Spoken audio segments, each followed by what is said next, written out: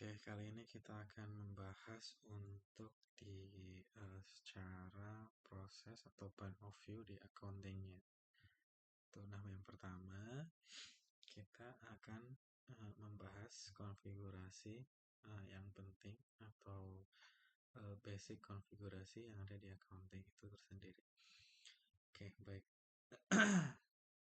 Untuk menu accounting itu kita ada di sini. Nah, kita bisa langsung klik. Terus untuk konfigurasinya, yang pertama, yang pasti adalah chart of account-nya. Nah, di sini. Oke. Nah, di sini adalah list akun-akun kita yang ada atau yang dipakai oleh perusahaan. Contohnya untuk akun 1 ini ada current asset, terus ada AR juga, ya, contohnya, terus ada bank and cash dan sebagainya. Nah, di sini ada akun code-nya untuk secara standar urdunya. Terus ada akun name-nya, itu nama akunnya. Terus ada lagi di sini yang penting itu adalah dari type-nya. Ya. Nah, untuk type tersendiri itu udah sudah punya pattern tersendiri atau punya standarnya sendiri. Nah, contohnya untuk akun balance sheet ya, yang masuk ke aset itu ada receivable, bank and cash, current asset sama non current asset. Terus ada juga prepayment dan fixed asset. Nah, ini tipe ini semua yang ada 1, 2, 3, 4, 5, 6 itu masuk ke aset, ke bagian aset ketika di balance sheet. Seperti itu. Nah, terus untuk di liabilities-nya sendiri itu dibagi menjadi 4, yaitu payable, terus ada credit card, current liabilities, sama non-current liabilities. Nah, jadi ada 4 itu untuk liabilities-nya. Terus untuk yang di equity, ya tentu ada equity itu sendiri sama current year earning. Nah, current year earning ini nanti akan otomatis mengambil dari nilai profit and loss. Seperti itu. Terus untuk di profit and loss, di sini ada dari sisi income-nya hanya ada income sama other income saja. Terus untuk expense itu adanya ada expense, other expense, terus depresiasi plus cost revenue atau COGS-nya di sini. Nah, seperti itu. Terus ada yang terakhir yaitu ada off balance sheet untuk akun-akun ayat silang seperti itu. Nah, terus masing-masing akun ini itu kita bisa masukin currency-nya. Misalkan ini dipakai itu ketika untuk akun bank biasanya. Jadi misalkan ini akun bank untuk USD misalkan. Nah, ini currency-nya itu harus dipilih USD gitu. Karena apa? Nanti saya akan jelaskan di saat transaksi payment dengan menggunakan si bank ini. Tuh, akun bank ini. Nah, terus kurang lebih seperti itu aja untuk di akunnya. Nah, setelah akun itu kita masuk ke jurnal. Nah, jurnal ini apa? Jurnal ini adalah yang nanti akan kita pakai sebagai jenis-jenis jurnalnya. Ketika nanti ada di GL itu nanti akan dikelompokkan per jenis jurnal yang ada di sini seperti itu. Nah, untuk jurnal-jurnal yang harus ada itu ada jurnal sales, yaitu yang nanti akan terbentuk secara otomatis ketika ada customer invoice, kemudian ada jurnal tipe purchase yang nantinya akan terbentuk saat ada vendor bill. Seperti itu. Terus kalau misalkan kita menerapkan automatic inventory valuation, itu kita juga harus ada yang namanya journal inventory valuation di sini. Nah, untuk sisa-sisanya, ini sebenarnya jurnal yang kita perlukan untuk pembayaran-pembayaran. Oh iya, saya ada lupa satu lagi. Ini untuk miscellaneous operation yang dipakai ketika kita membuat jurnal manual atau jurnal entries seperti itu. Nah, di sini ada untuk nama jurnalnya, terus dipilih tipenya juga di bagian sini. Terus ada sequence prefix-nya yang nanti akan menentukan dari si sequence running number si jurnal yang dipilih tersebut. Contoh, misalkan ketika ada sales customer invoice, itu nanti jurnal salesnya akan berawalan dengan prefix INV. Misalkan INV, kemudian tahunnya atau bulannya, tahunnya, kemudian running number. Nah, seperti itu. Dan begitu juga dengan saat ada vendor bill di sini. Jadi nanti akan diawali dengan tagihan, terus mungkin running number-nya apa gitu ya. Bisa juga untuk dikonfigur sebagai bulan duluan, terus ada tahunnya, baru nanti ada running number-nya, mungkin 4 digit, dan lain sebagainya, seperti itu contohnya. Nah, terus ada lagi yaitu jurnal bank and cash. Nah, bank and cash ini nanti kita harus buat secara manual. Jadi misalkan di perusahaan kita mempunyai 4 bank. Nah, 4 bank itu harus dibuatkan jurnalnya. Nah, buatnya gimana? Itu seperti ini. Nah, jadi jurnal name-nya diisi. Misalkan ini bank untuk USD misalkan. Nah, bank USD ini nanti harus dipilih akunnya. Bank akunnya itu yang mana? Misalkan. Nah, terus ada suspend account. Nah, suspend account ini apa? Suspend account ini yang nantinya akan menjadi lawan akunnya sebelum ada bank statement. Contohnya seperti itu. Nah, terus untuk profit sama loss account-nya ini apa? Ini itu untuk apa namanya? Jurnal exchange foreign. Jadi misalkan nanti itu kita bisa generate secara otomatis jurnal exchange-nya. Nah, kalau misalkan kita gain, itu nanti akan otomatis di jurnal menggunakan akun ini. Terus kalau misalkan kita loss, itu nanti akan terjurnal menggunakan akun yang dipilih di sini. Ketika pembayarannya itu menggunakan bank USD atau untuk akun yang ini. Gitu. Nah, kemudian ada lagi yang namanya di tab incoming payment sama outgoing payment. Nah, di sini kalau untuk apa namanya kita bisa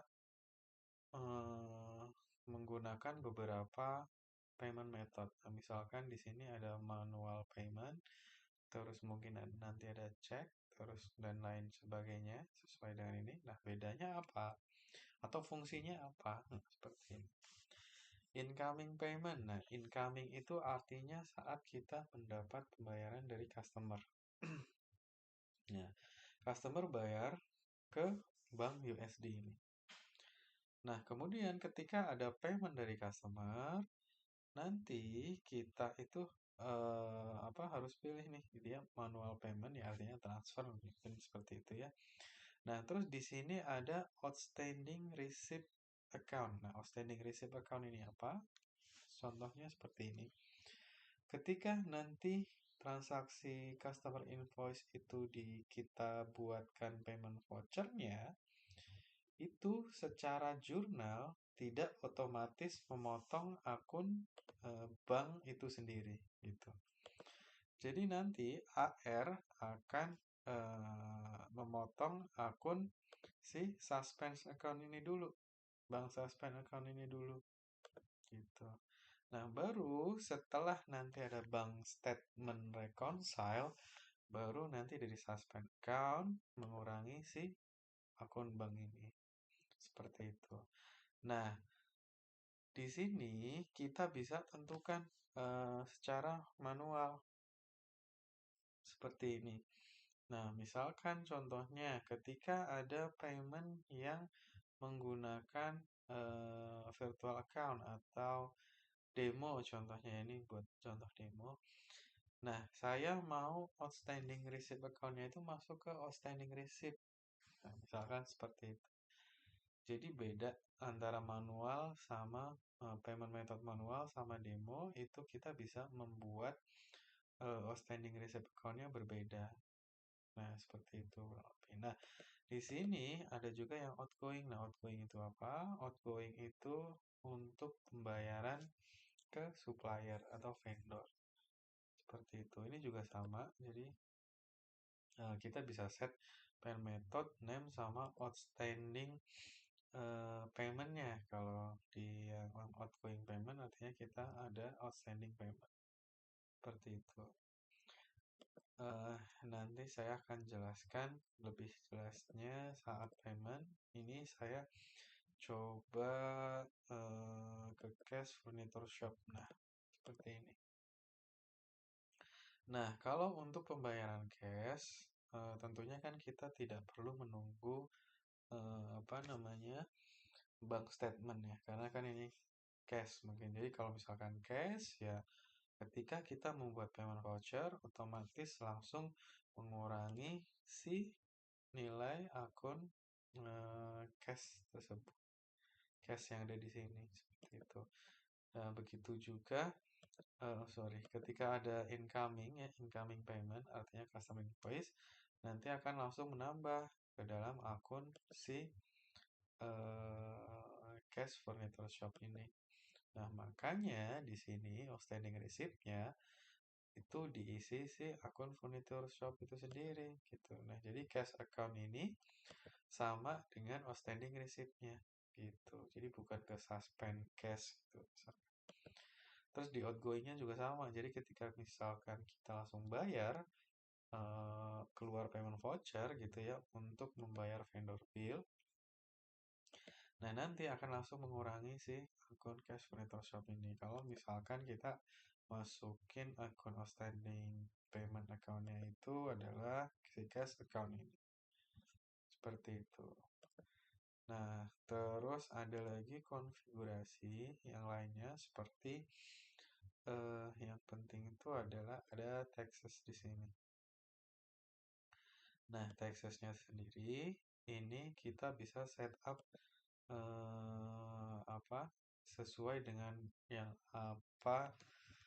yang ada di dalam perusahaan. Misalkan kalau PPN ya biasanya kan namanya kita buat agar lebih Indonesia PPN 11% gitu ya. Nah, terus tipenya, komputasinya itu kita bisa pilih fix, percentage, net tax include dan lain sebagainya. Tapi biasanya lebih seringnya sih kita pakai percentage ya, karena untuk PPN kan langsung diambil dari nilai 11% dari nilai penjualan gitu ya. Ini kan misalkan tax untuk penjualan. Nah, terus distributionnya itu kita bisa pilih nih nanti misalkan 100% dari nilai PPN itu kita akan masukkan ke akun tax receive ini gitu.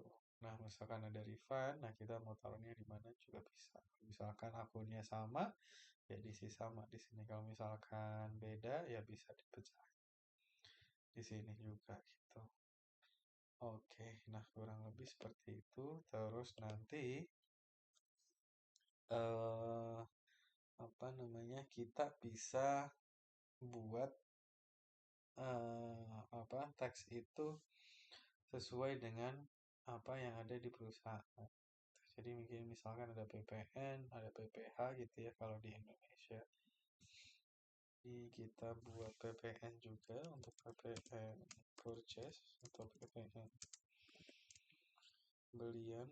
Nah, 11%, ini tulis nilai persentasenya. Oke. Oke, nah kurang lebih seperti itu. Terus ada lagi yang konfigurasi tentang currency yang paling penting juga. Jadi di sini kita bisa aktifin hampir semua currency yang ada di Indonesia, di dunia. Mungkin sebenarnya udah semua sih 170 currency ini. Jadi kita tinggal pilih apa namanya currency yang aktif transaksinya untuk perusahaan kita seperti itu. Misalkan untuk perusahaan yang kita sedang bahas ini itu apa namanya currency-nya hanya ada DR dan juga USD. Nah, USD di sini apa namanya kita bisa tentukan rate-nya gitu ya. Nah, ini kebetulan karena dia saya lihat di sini ini company-nya itu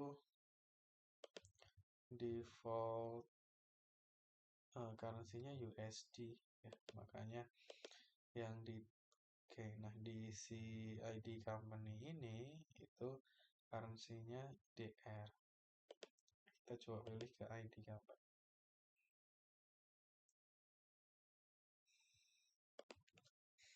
Oke, kita sudah di dalam untuk company yang menggunakan DDR. Nah, dari sini kita bisa lihat currency-nya itu USD-nya. Oke, nah di sini belum ada rate yang ditentukan ya untuk USD. Nah, untuk menentukan rate USD sendiri itu ada dua cara. Yang pertama itu kita masukkan secara manual di sini. Berarti per tanggal 8 bulan Juli itu kita berapa nilai rate-nya gitu ya. Nah, atau bisa juga kita ada fitur yang namanya automatic update. Nah, di sini di configuration setting.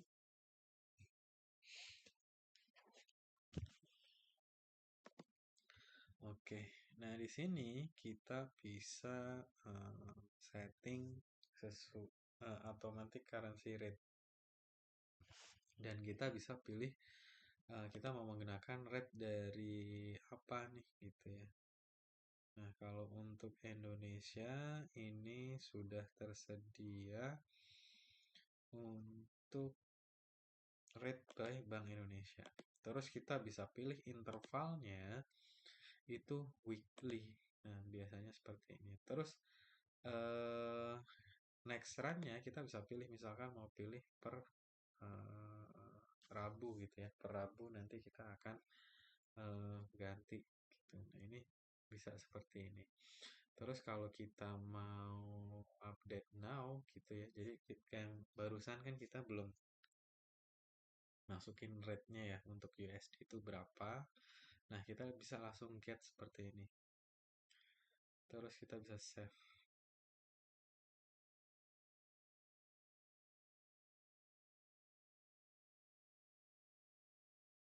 Oke, nah setelah itu oke, kita coba lagi untuk langsung update now. Kita tunggu loadingnya selesai.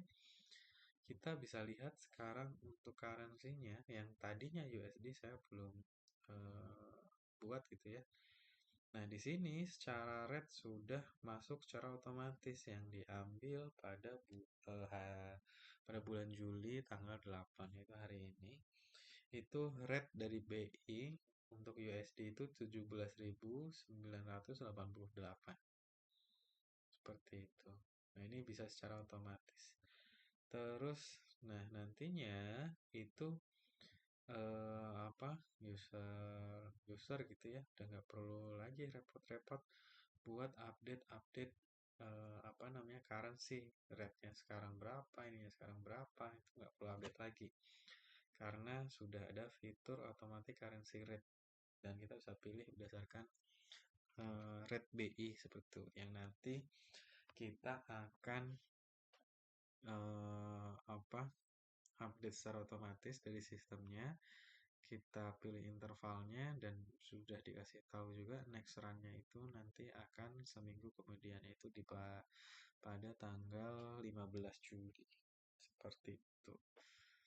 Oke, nah kemudian ada beberapa configuration lagi di apa namanya di invoice, yaitu untuk default account-nya. Nah, default account eh, ini mandatory. Jadi sebelum apa namanya sebelum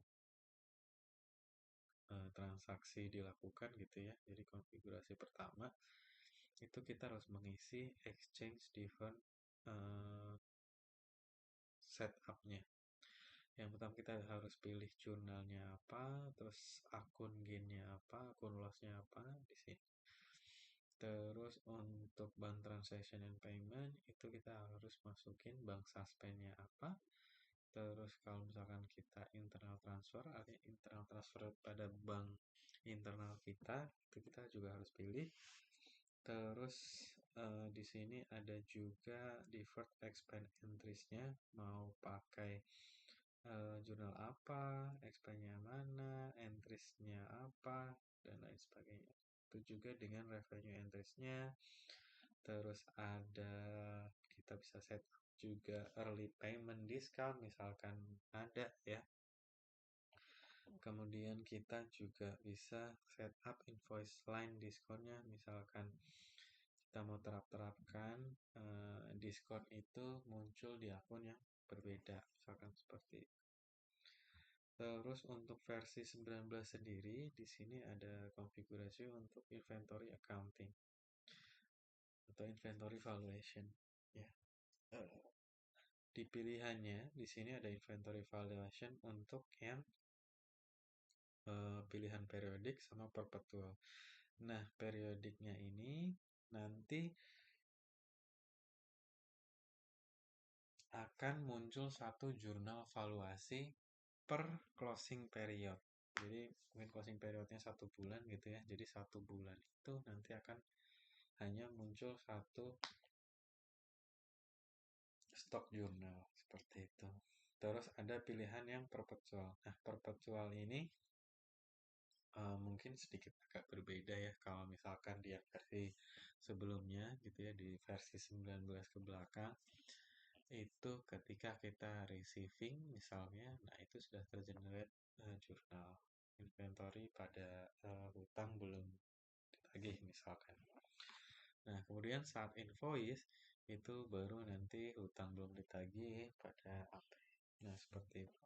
Nah, cuman kalau misalkan yang perpetual at invoicing ini, ketika kita receiving, itu belum tergenerate jurnal sama sekali.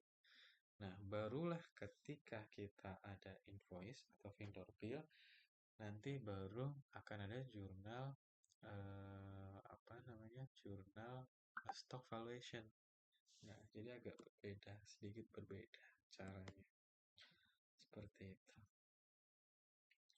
Oke, selanjutnya kita akan mencoba untuk pembayaran ya. Pembayaran misalkan kita ada pembayaran vendor bill misalkan. Kita dari ambil contoh vendor bill dulu. Nah, di sini kita ada vendor bill yang belum diposting nih. Nah, contohnya saya akan posting yang ini. Oke, nah setelah diposting, ketika kita akan membuat payment voucher atau pembayaran ya, kita bisa masuk ke vendor bill ini, kemudian klik pay. Oke, nah dari sini kita perlu masukkan jurnalnya yang tadi sudah saya jelaskan. Nah, ketika payment itu kita pakai bank atau cash nih. Nah, kita bisa pilih di sini mau jurnal apa bank cash atau si pakai bank seperti itu. Tuh, oke. Nah, kita akan balik ke yang mekanisme risiko dulu yang agar inline contohnya ya. Kita akan bayar yang ini ya, buat corner kita confirm lagi. Terus kita pay. Nah, nanti di sini kita bisa pilih pembayaran yang pakai bank mana seperti itu. Nah, contohnya kita akan bayar pakai cash nih di sini. Oke. Nah, kita akan bayar pakai cash furniture shop dengan nilai langsung kita lunasi 1.200 USD misal. Terus dengan memo ya tagihan ini. Terus kalau misalkan perlu apa namanya, nah catatan tambahan gitu ya, kita bisa tambahin di sini cash. Nah, contohnya seperti itu. Terus kita bisa klik create payment. Nah, statusnya akan menjadi paid di sini. Seperti itu. Nah, untuk invoice-nya itu jurnalnya kan ini kebetulan kita masukkan ke expense ya. Jadi expense pada AP. Ini untuk jurnal invoice-nya. Nah, kemudian saat payment itu kita bisa lihat jurnalnya di sini. Oke. Nah, di sini kita bisa lihat dari AP ke cash furniture shop seperti itu. Jadi secara langsung ya, tidak menggunakan suspend account dulu atau akun sementara dulu gitu. Karena cash tidak perlu bank statement, reconcile bank statement. Nah, ini bisa terjadi jurnalnya seperti ini karena tadi kita sudah set up kalau misalkan kita bayarnya pakai yang cash furniture shop, terus kita outgoing paymentnya itu langsung ke akun si cash furniture shop, maka saat pembayaran itu tidak ke suspend account seperti itu. Nah, kita akan coba contohkan kalau misalkan ada pembayaran dari customer gitu ya. Contohnya seperti ini. Ini ada invoice yang sudah diposting ya dengan nilai $48.000 ya. Nah, kita akan payment di sini menggunakan bank. Oke. Gunakan bank dengan lunas ya contohnya, terus ini bank USD. Misal. Terus kita klik create payment. Oke.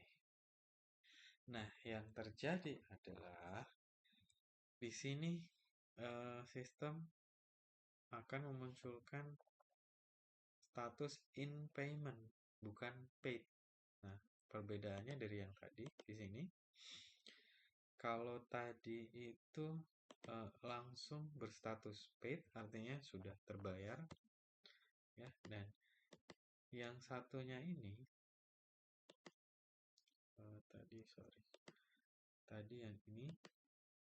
Nah, ini dengan status in payment, sedang dalam pembayaran. Nah, karena apa? Karena untuk jurnal salesnya sendiri, ini kan ada penjualan pada AR gitu ya. AR pada penjualan. Nah, terus di jurnal paymentnya itu kita bisa lihat di sini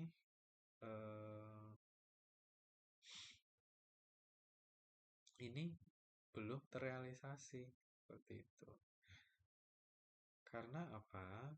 Karena kita perlu untuk